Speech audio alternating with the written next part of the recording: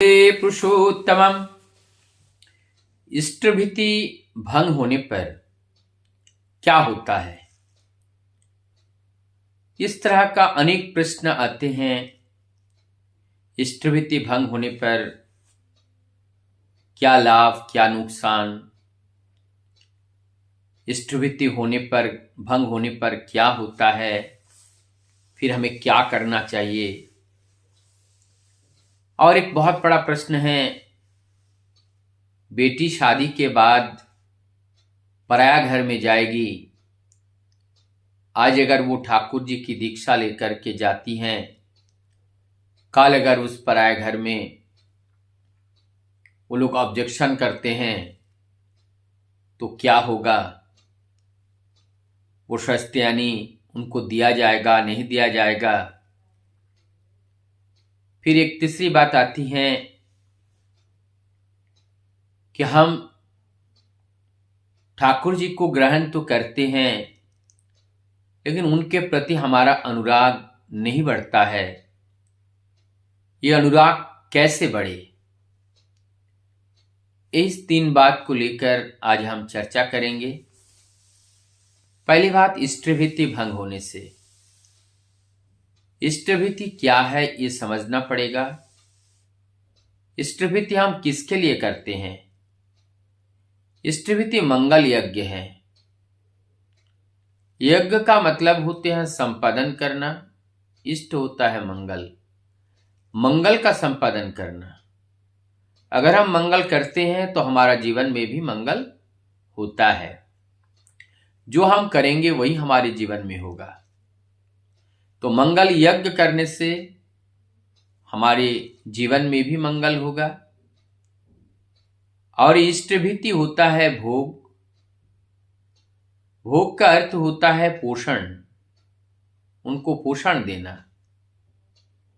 जब हम 1% भी किसी को सेवा में, कार्य में हम लगाते हैं अपने को, तो हमें 100% हमें रिटर्न गिफ्ट मिलता है। प्रभु हमें देना चाहते हैं, लेकिन मौका हम देंगे तभी तो वो दे पाएंगे ना। और ये इष्टभीति जो भोग है, ये जब से ये सृष्टि है, जब से हम द्वैत मानते हैं, माने दो मानते हैं, दृष्टा और दृश्य, तब से ये चलता चला आ रहा है। हमने पुराणों में सुने हैं, इंद्र का जो यज्ञ करते थे, निकुंभिला यज्ञ, प्रत्येक दिन निकुंभिला कर यज्ञ करके वो निकलते थे।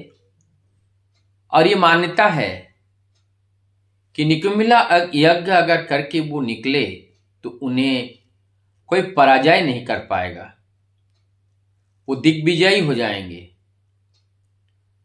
और वो अजय, पराजय कभी नहीं, वो अजय हैं, सर्वत्र जयी होते होंगे। इसीलिए उन्हें पराजय करने के लिए उस निकुंभिला यज्ञ को भंग कराया गया था, खंडित कराया गया था। और तब जाकर के उनका प्राण चला गया था। तो इष्टभीति क्या है? ये भी एक निकुंभिला यज्ञ की तरह है। जब हम जिस दिन प्रभु के चरण में अपने को हम समर्पित कर देते हैं, उनके भोग में हम अपने को लगाते हैं, उस दिन के लिए हमारा जीवन गारंटेड हो जाते हैं कि हम विजयी होके ही रहेंगे। तो जहां हमारे द्वार में विजयी खड़ा है, वहां मृत्यु कहां ठहर सकता है? ठहर ही नहीं सकता है। तो ठीक ये इष्टभीति भी हमारे जीवन का एक अमूल्य धरोहर है। और इष्टभीति हमारे जीवन का रक्षा कवच है। इष्टवृत्ति हमारे जीवन का हेलमेट की तरह है। इष्टवृत्ति हमारे जीवन का सभी रोगों का महावैक्सीन की तरह है। इष्टवृत्ति हमारे जीवन का सबसे बड़े औषधि है। इष्टवृत्ति हमारे जीवन का सर्वांगीण विकास का मेन कुंजी है, क्योंकि इष्टवृत्ति के बिना इस जीवन का कल्पना किया ही नहीं जा सकता है। क्योंकि जिन्होंने इस जीवन को जिस उद्देश्य के लिए दिया, उनको स्मरण हमें प्रत्येक दिन करना चाहिए, उन्हें भूलना नहीं चाहिए। याद करते हुए अपनी विनम्रता, अपने भक्ति श्रद्धा उनके चरणों में ज्ञापन करना ही इष्टवृत्ति है।